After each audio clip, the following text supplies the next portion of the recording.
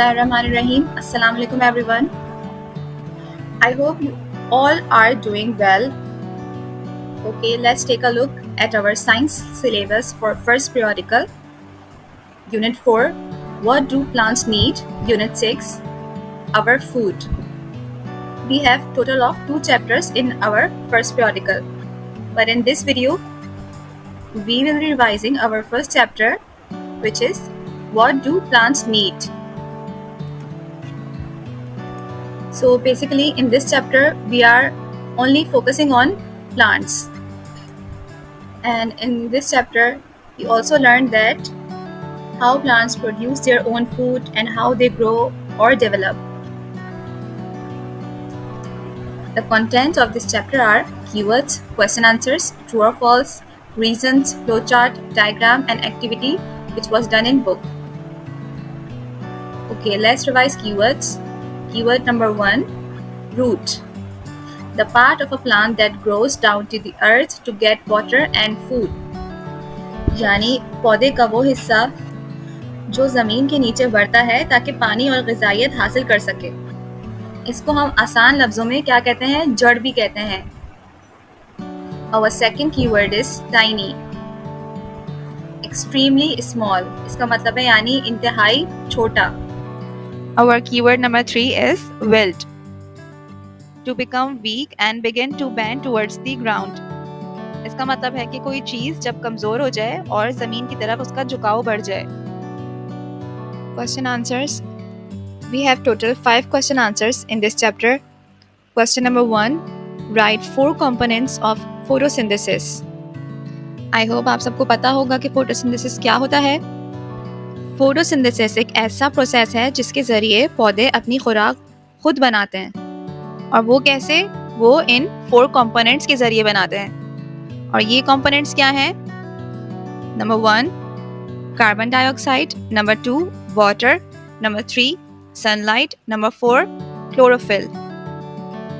Carbon dioxide क्या होती है? ये एक गैस होती है जो कि हवा में मौजूद होती है, और जो पौधे होते हैं वो इसे अपने पत्तों के छोटे सुराखों के ज़रिए जज़्ब करते हैं यानी एब्जॉर्ब करते हैं। और आप सबको पता होगा पौधों को पानी कैसे हासिल होता है?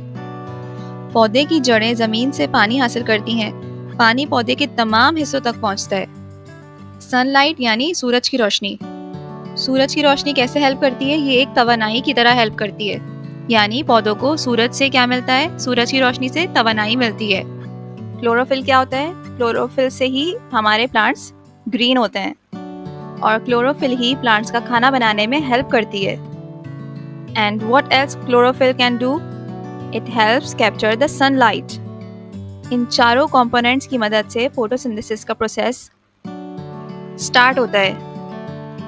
Question number 2, which part of the plant make food? यानी प्लांट का वो कौन सा पार्ट है जो कि खाना बनाता है? Answer, the leaves makes food for the plant. यानी जो पौधों में पत्ते होते हैं वो क्या करते हैं? वो खाना बनाने में मदद करते हैं। Question number 3, what do roots do for plant? यानी जो पौधों की जड़ें होती हैं वो पौधों के लिए क्या करती हैं? Answer, roots of plant absorb water from the soil. जड़ें क्या करती हैं कि वो मिट्टी में से पानी को एब्जॉर्ब करती हैं और फिर वो पानी प्लांट्स तक पहुंचता है।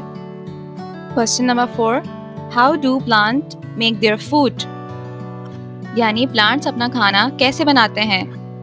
Answer, in the presence of sunlight the green leaves of plant absorb carbon dioxide from the air, water and mineral salt from the soil and turn into food. तो प्लांट्स कैसे अपना खाना बनाता है? सूरज की रोशनी की मौजूदगी में। और जो ग्रीन लीव्स होते हैं वो क्या करते हैं? वो कार्बन डाइऑक्साइड को एब्जॉर्ब करने में हेल्प करते हैं, और मिट्टी में पानी और मिनरल सॉल्ट की सारी चीज़ें, ये तमाम चीज़ें क्या करती हैं? प्लांट के लिए खाना बनाने में उनकी हेल्प करती हैं। Last question, question number 5, which instrument makes small object look larger? यानी ऐसा कौन सा इंस्ट्रूमेंट है जो छोटी सी छोटी चीज़ को भी बड़ा करके दिखा सकता है? Answer, a microscope is an instrument that makes a small objects look larger.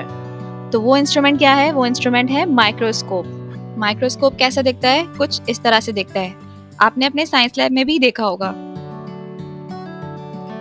Now true और false. Number 1, humans and animals eat ready-made food. Is it true? Yes, it's true. क्योंकि हमें प्लांट्स की तरह खाना खुद नहीं बनाना पड़ता। Number 2, plants make their own food. Is it true? Yes, it's true. हमने क्वेश्चन आंसर में पढ़ा था कि प्लांट्स अपना खाना खुद बनाते हैं। Number 3, living things do not need air. क्या जितने भी जानदार हैं उन्हें हवा की ज़रूरत नहीं पड़ती? क्यों नहीं पड़ती? पड़ती है, तो ये क्या हो जाएगा? False. Number 4, plants breathe through tiny pores. Is it true? Yes, it's true.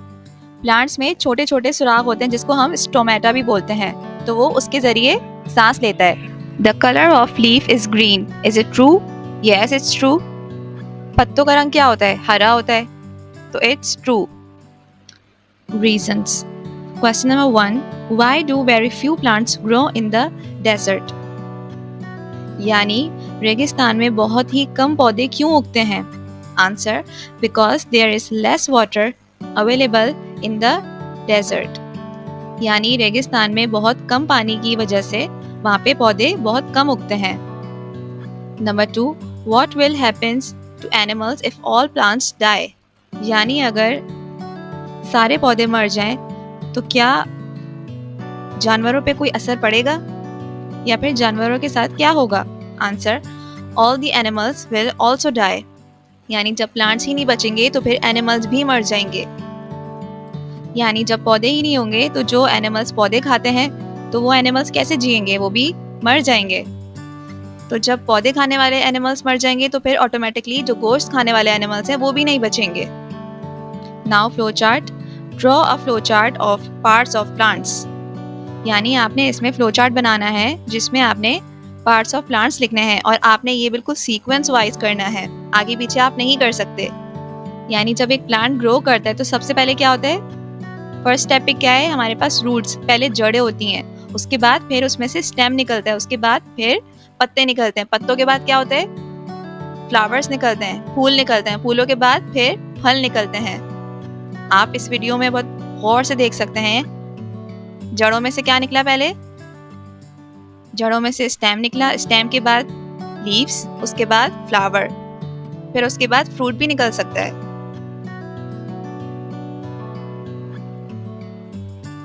Our last question. Draw a label diagram of a plant. Exams में अगर आपके पास ये क्वेश्चन आता है तो आपने कुछ नहीं करना, आपने सिर्फ और सिर्फ एक डायग्राम बनानी है प्लांट की और उसके बाद उसको लेबल कर लेना है. वो कैसे? कि सबसे पहले आपने रूट्स को ड्रॉ करना है, उसके बाद आपने स्टेम बनाना है, फिर उसके बाद लीव्स, फिर उसके बाद फ्लावर और fruit. I hope this chapter was understood by you all.